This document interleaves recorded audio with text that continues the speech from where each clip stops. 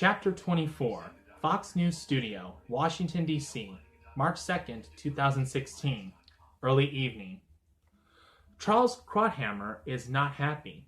The genius Fox News commentator knows Donald Trump is now unstoppable, that he will be the Republican candidate for president, and Charles doesn't like it. It is the day after the Super Tuesday primary vote that Trump won big, taking 7 states while Ted Cruz won 3 and Marco Rubio won. The Grand Old Party turnout was massive, 8.5 million votes compared to 4.7 million in 2012. That's up 81% from when Mitt Romney was the Republican headliner. The vast majority of Super Tuesday votes went to Donald Trump. That pretty much seals the deal after Trump won the New Hampshire primary on February 9th. The tally in that vote was Trump 35%, John Kasich 16%, Ted Cruz 12%, and Jeb Bush with 11%. On the other side, Bernie Sanders smashed Hillary Clinton in New Hampshire 60% to 38%. Donald Trump and his campaign are taking strong notice of that. The South Carolina primary was held on February 20th, and Trump won again. Jeb Bush quit the race, and the other Republican aspirants were tottering.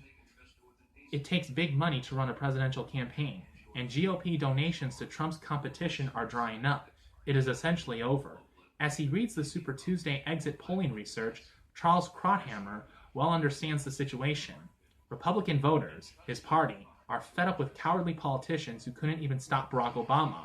They want a strongman outsider to batter Hillary Clinton, a person much maligned and detested by many conservative Americans.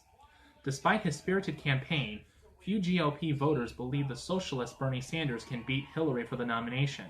Krauthammer also disapproves of Mrs. Clinton, but viscerally dislikes Donald Trump. In July 2015, he called Mr. Trump a rodeo clown. So Charles is caught between two political rocks, and it is indeed a hard place. He is FNC's top political analyst and an intellectually honest man. So he pounds both Trump and Clinton, drawing the public ire of Mr. Trump and disdain from more than a few Fox News viewers. Unlike many so-called TV news analysts, Krauthammer is not a company person.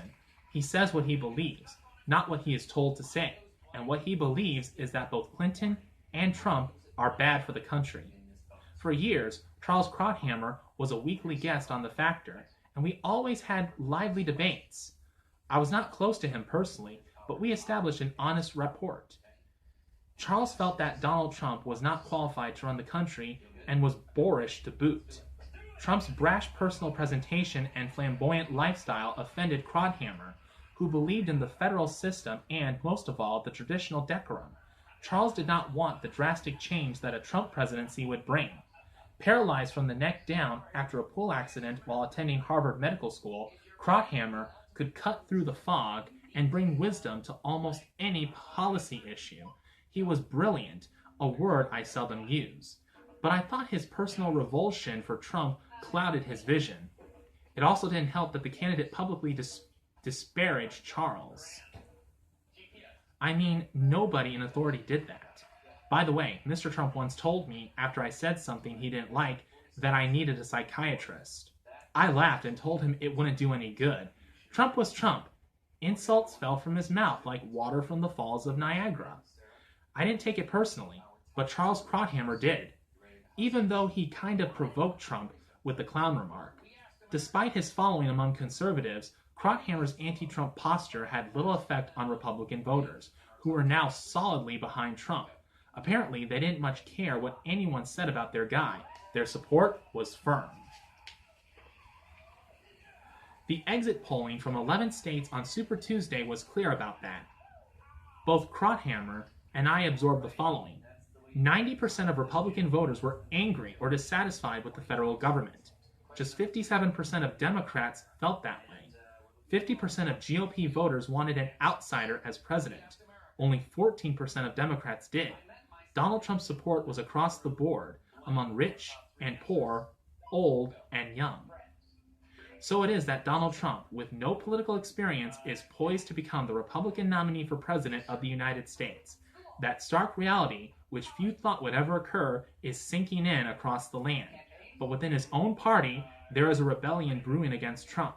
And tomorrow, it will break wide open.